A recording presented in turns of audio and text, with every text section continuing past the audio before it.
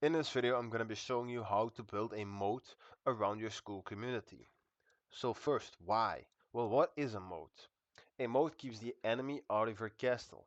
What enemy and what castle? Well, the enemy is your competition. The castle is your niche and your customers. These are some more famous moats. So Amazon's moat is distribution.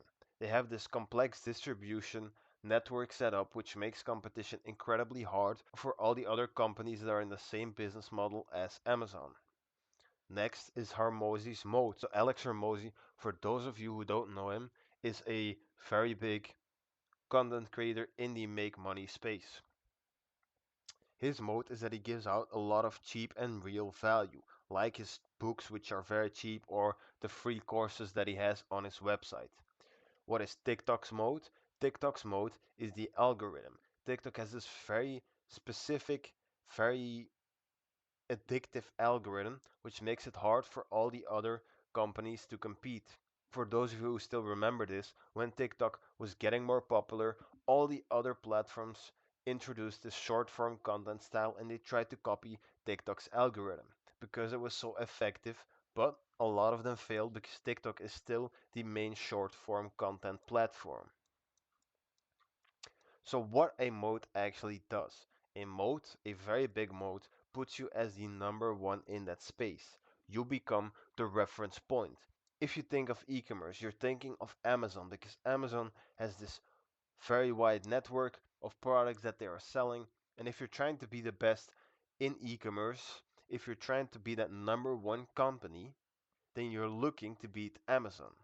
They are the reference point, as well as for all the other people who want to buy something online. Amazon becomes their reference point, and everything lower than Amazon is just worse in their opinion. A moat requires that your competition puts in more effort, time, and money than you in order to beat you. So they have to do all the expensive and timely things that you had to do in order for them to beat you. What are info product modes? Well, there's a couple of info product modes that you can introduce inside of your school community. The first is time with the customer. Now you only have this many hours in a day, but you can hire people who will also help your customers, and that will make it so that you have a bigger mode.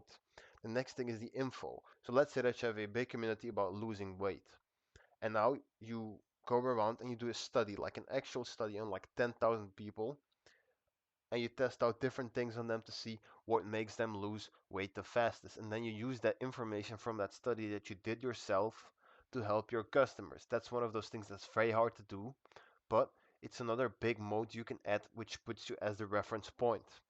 Next is the systems and the offer. So what systems can you introduce that will provide value to your customer? What will these things do for them? How much will it improve their lives? That's why you have to try and set up an incredibly complex system that they can literally follow step by step so that they can reach their goals. Next is targeting. If you can target the right people to your info product, to your business, and we're talking about having the best targeting out of anyone. Being able to find the exact specific avatar for your business model, if they're already inside of your product and if your product is working for them and it's helping them, then they're a lot less likely to buy from your competition. That's why targeting is also very important.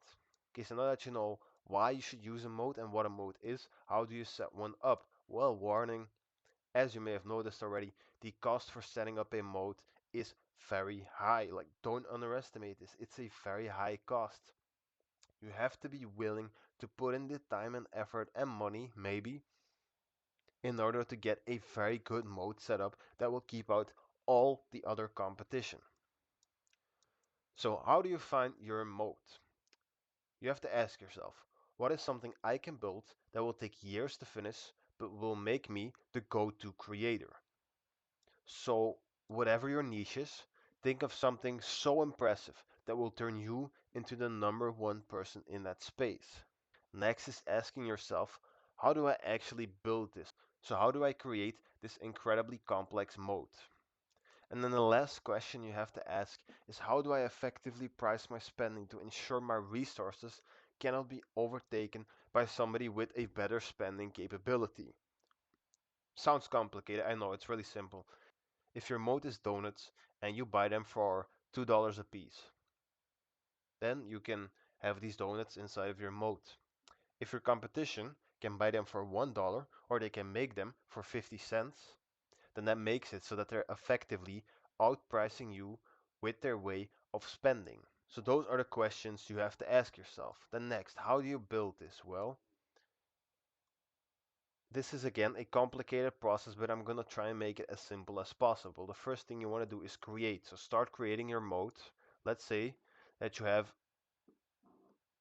a full painting program that will take you from a noob to a professional artist.